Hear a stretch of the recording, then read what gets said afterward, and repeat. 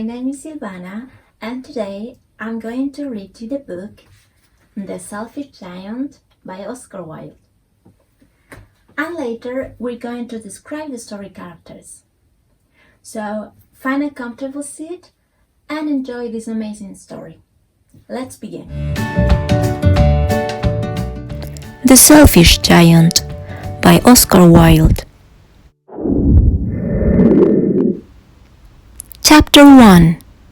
The Giant Comes Home. Every afternoon, when school finishes, the children play in the giant's garden. It's a wonderful, big, green garden. There are beautiful flowers in it, and 12 tall trees. Birds like sitting and singing in these trees. The children often stop playing and listen to them. "We're very happy here," they say. For 7 years, the giant stays away in Cornwall at the house of his friend, the Cornish giant. Then, one day, he comes home and he finds all the children in the garden. "What are you doing here?" he cries angrily, and the children ran away.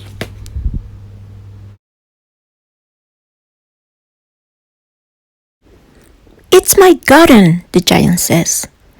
"People must understand, and nobody can play here, only me."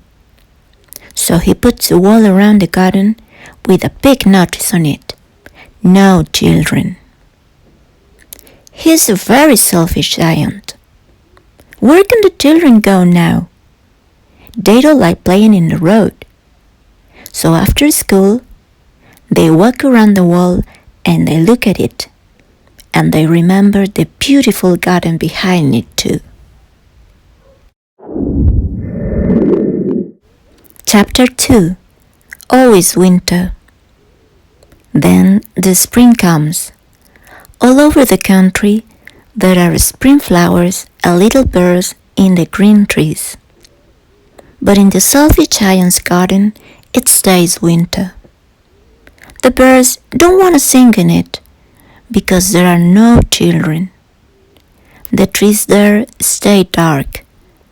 One beautiful flower puts its head up out of the ground, but it sees the notice and it's very sorry for the children. So it goes back under the ground and sleeps again. Nobody is happy about this, only the snow and the frost. "Spring doesn't come to this garden," they cry, "so we can live here all year." The snow puts their cold white coat on the ground, and the frost puts silver on the dark trees. They tell the north wind, "You must stay with us." So he comes in his big brown coat. He makes lots of noise up and down the garden, and he moves things here and there all day.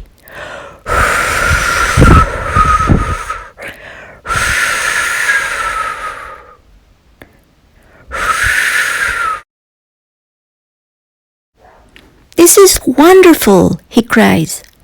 "Let's have the hail here too." So the hail comes. Every day he sits on the roof of the giant's big old house. He never stops hitting it noisily, hour after hour. His suit is the color of the smoke, and cold smoke comes from his mouth when he opens it.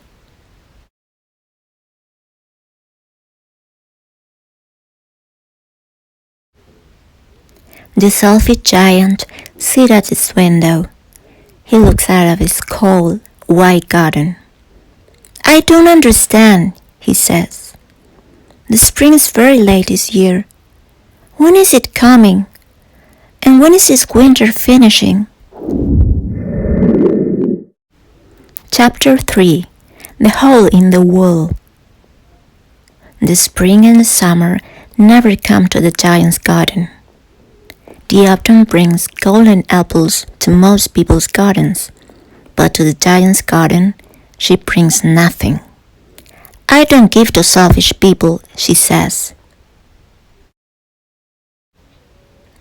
So it's always winter there, and the north wind, the hail, the frost, and the snow ran about in it. One morning, when the giant opens his eyes in bed, he hears some music.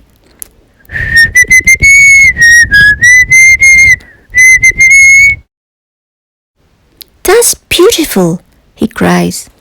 But what is it? A little bird is singing near his window. That's all. But after the long winter in his garden, the giant can't remember the noise very well. Then the hail stops hitting the roof, and the north wind is quiet. Suddenly, a wonderful perfume comes to the giant through the open window. The spring's here at last, I think, he cries. Then he gets up and looks out.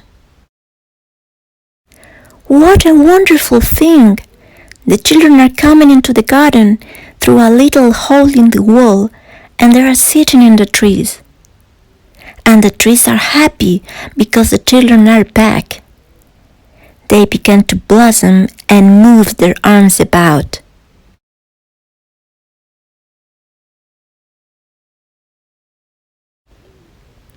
The birds are singing happily in the sky. The flowers are coming out of the ground and laughing. But far across the garden, in one corner, it isn't spring. A young boy is standing there. There is frost and snow on his tree, and he cannot get up into it, so he's crying.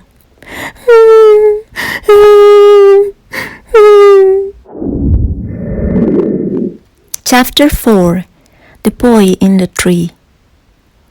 Get up, little boy, says the tree in that corner of the garden, and it puts its branches near the ground for the young boy. But he's very little, and he can't get on them. The giant watches from his window, and his cold heart is suddenly warmer. Now I see, he cries. The spring doesn't come here because I'm selfish. He's truly sorry. I know, he says. I can put the little boy up in the tree and knock down the wall. Then the children can always play in my garden. So he goes quietly down to his front door and he opens it. Then he goes out into the garden. When the children see him, they are very afraid. So they all run away, and it is winter in the garden again. But the little boy has his head in his hands. He can't see the giant. So the giant goes very quietly over to him. He takes the little boy carefully in his hand, and he puts him up in the tree.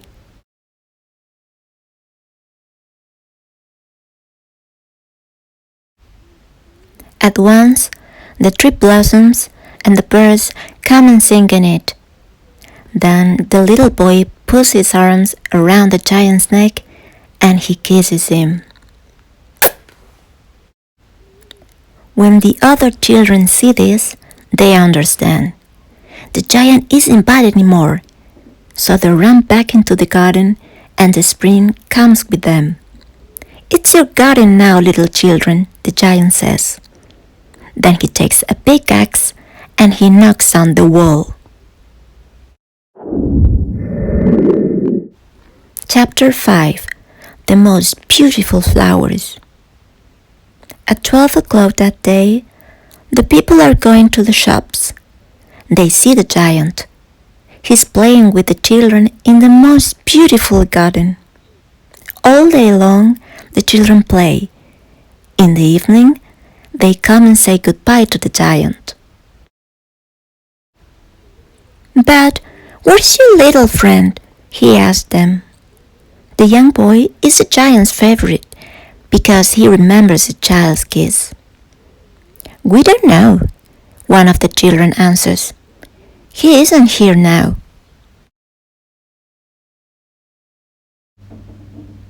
Well, he must come again tomorrow. Please tell him that, the giant says. Where does he live? We're not sure, a different child says. We don't know him. When the giant hears this, he is very sad. Every afternoon, when school finishes, the children come and play with the giant. But the giant's favorite, the little boy, never comes back. The giant is very nice to all the children, but he wants to see his first little friend again. He speaks about him a lot. I'd like to see him again one day, he often says. After many years, the giant is old and weak. He cannot play anymore. So he sits in a nice big chair and he watches the children's games. He looks at his garden happily too. I have many beautiful flowers, he says. But the children are the most beautiful flowers of all.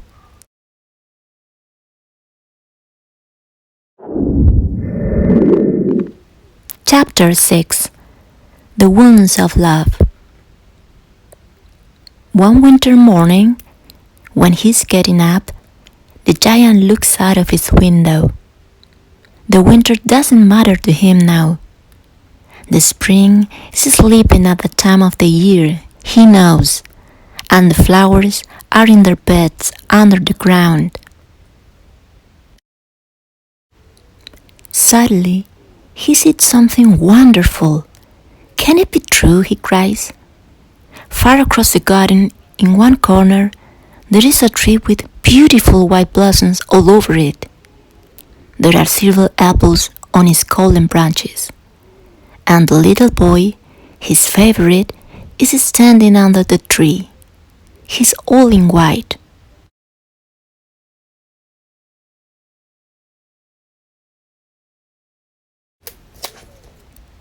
The giant runs down to his front door and out into the garden.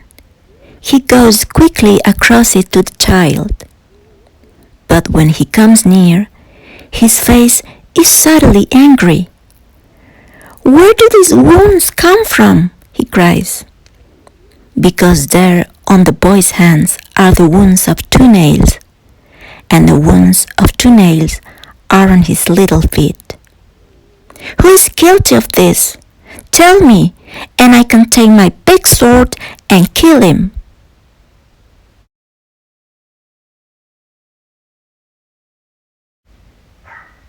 No, the child answers, because these are the wounds of love. Who are you? The giant says quietly, and he kneels before the child. Then the child smiles at the giant and tells him, You remember me from before, here in your garden, and today you're coming away with me to my garden, paradise.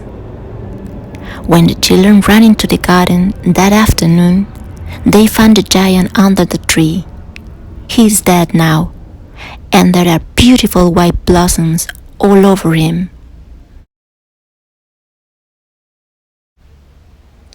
The end. Thank you so much for listening. I hope you enjoyed it. And now we got some homework to do. Let's have a look at the story characters. Here you are, the selfish giant, the little boy, the children.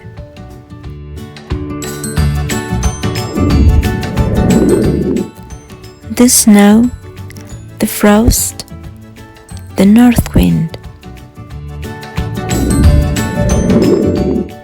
the hail, the autumn. So what is your assignment? Well, you're going to choose one of the story characters, and then you're going to write a detailed description of it. Just a little reminder, When describing fictional characters, some things can be described as a person. That is called personification. For example, I decided to describe the autumn. So I drew a picture of her. I'm not very good at drawing, but I tried my best. And then I answered the following questions. My story character is Autumn. What does she look like? She's got golden hair and brown eyes. She's well built. She's medium height. How old is she? She's about 50 years old. What is she wearing? She's wearing a red and yellow dress.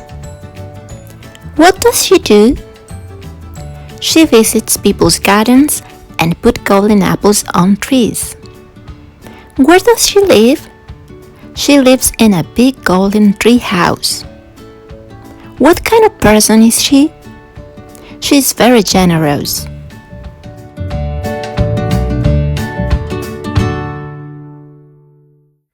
Okay, let's review the instructions.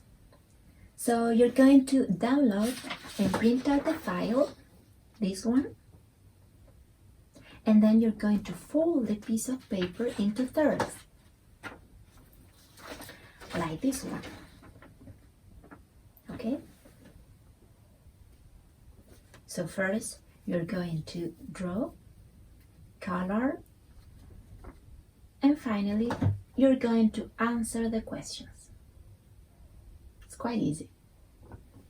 Can you do that? I think you can. You're welcome to send me your work to my email address, and I'll be glad to give you some feedback. We're facing hard times right now, but reading is an excellent way to cope with stressful situations such as coronavirus lockdown. So be patient, take care of yourselves, and see you soon. Bye-bye!